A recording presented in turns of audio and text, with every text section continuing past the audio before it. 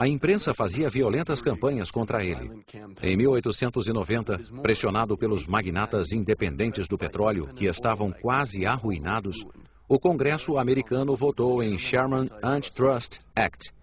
Depois de 20 anos de batalha legal, Rockefeller foi obrigado a dividir a Standard Oil em 34 empresas concorrentes.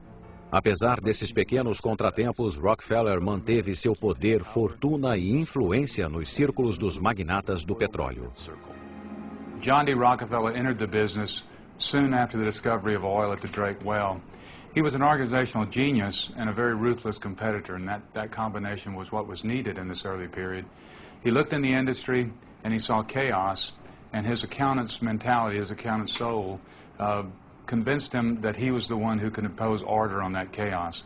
Over about 30 years, he moved toward the model of vertical integration, connecting refining to transportation to marketing and finally oil production into the mix. And that did become the model for every major oil-related company in America for the next 50 to 75 years.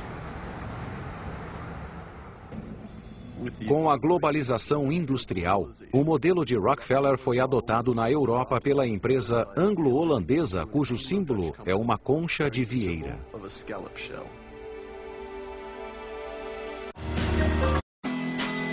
Seguir adiante. A Royal Dutch Shell nasceu do encontro de dois aventureiros, Marcus Samuel e Henry Detterding. O primeiro possuía uma empresa de transportes chamada Shell, que, como o nome indica, transportava conchas exóticas da atual Indonésia para a Holanda. O outro dirigia uma pequena empresa de petróleo, a Royal Dutch, que explorava uma jazida perto de Sumatra. Depois de muita luta, os dois decidiram formar uma holding, a Royal Dutch Shell, em 1909.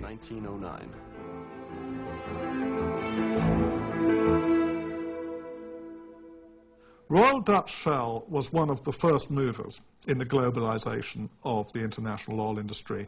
One of the two first movers, really, the European equivalent, if you like, of J.D. Rockefeller's Standard Oil. The most powerful man in this new combination was Henry Detterding. And he was really the equivalent European figure of John D. Rockefeller in the United States. He transformed Royal Dutch Shell into a global oil company before World War I. Logo, a Royal Dutch Shell concorria com a Standard Oil em todas as jazidas do mundo. Na Romênia, por exemplo, na fronteira com os Cárpatos, a antiga exploração artesanal de petróleo passou por uma verdadeira revolução industrial no final do século XIX.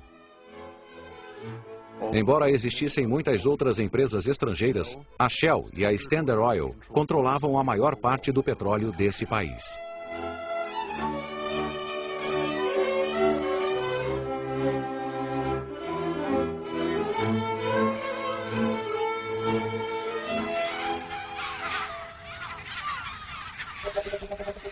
No Azerbaijão, na região de Baku, no Mar Cáspio, as grandes empresas travaram uma batalha tão feroz quanto o número de jazidas. Bibi Ebat, um dos primeiros campos gigantes do mundo, começou a ser explorado em 1901. 2.500 anos antes, os fogos eternos de Baku, que se incendiavam inesperadamente, deram origem ao culto persa a Zaratustra. O petróleo de superfície era explorado desde essa época. Em 1875, os irmãos Nobel, em conjunto com as empresas Rothschild e Shell, iniciaram uma exploração mais racional do petróleo. Construíram uma ferrovia e o oleoduto Baku-Bakun no Mar Negro, de onde vinha o óleo de parafina para distribuição na Europa Ocidental. Das lamparinas a óleo aos automóveis. Uma das maiores revoluções nos transportes começou no início do século XX, época em que a lamparina a óleo estava sendo substituída por gás industrializado e depois pela eletricidade. Essa revolução deu ao combustível à base de petróleo o importante papel que tem até hoje. About the turn of the 20th century, the industry had been a producer of kerosene for lighting and heating purposes. At the same time, in the United States and in Europe, there was an ongoing quest for some form of automobile. Steam engine, electric power, and internal combustion gasoline were among the competitors in the auto industry, and it was not clear by about 1900 what kind of automobile would dominate in the future. The discovery of giant new sources of oil in Texas at Spindletop, later in Oklahoma, Louisiana, the southwestern U.S., assured that oil would be the power source for the automobile industry. Once that was clear, Henry Ford and others geared up to manufacture mass units of automobiles that burned gasoline refined from oil. And by the teens and 20s, the automobile industry and the mass consumption of gasoline became the primary mover in the growth of the petroleum industry. A indústria automobilística, como a indústria petrolífera, nasceu nos Estados Unidos. Ela abalou a rotina dessa nação de pioneiros e a impulsionou para o topo dos países industrializados. O homem por trás dessa revolução era Henry Ford, um jovem fazendeiro de Michigan que gostava de mecânica.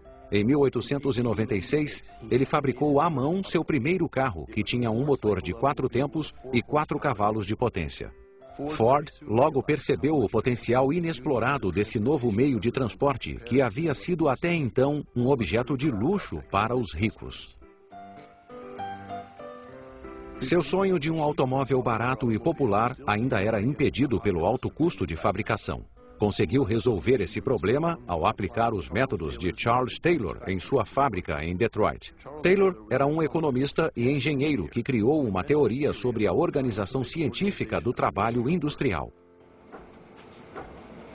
Finalmente, Ford podia realizar seu desejo graças à linha de produção e à divisão do trabalho, que transformavam os operários em máquinas humanas de alta produtividade.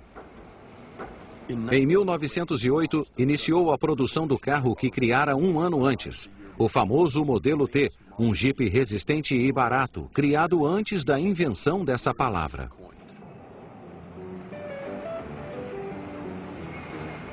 Em 15 anos, 15 milhões de modelos T foram vendidos em todo o mundo. Ele se transformou no símbolo da civilização do automóvel e provocou o triunfo do combustível à base de petróleo.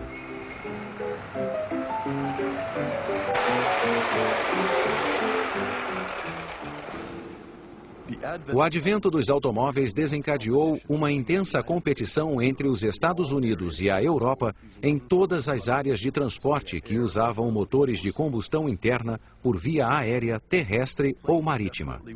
Os aviões venceram a concorrência dos meios de transporte mais leves que o ar, que eram versões modernas dos antigos balões.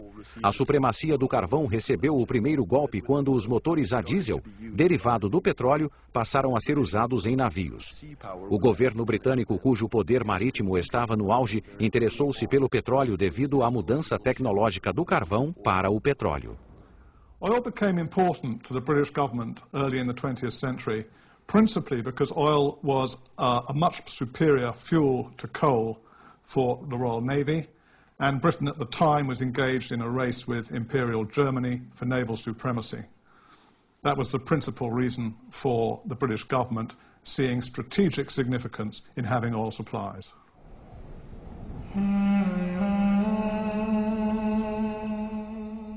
A Anglo-Persian Oil Company, atualmente British Petroleum, ou BP, foi o símbolo desse esquema político.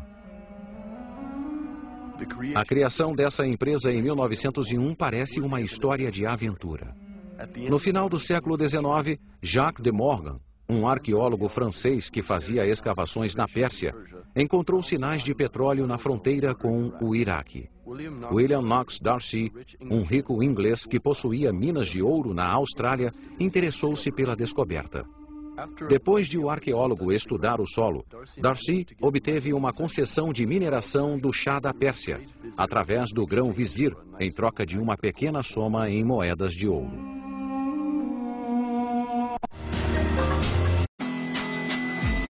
Petróleo, sangue e guerra.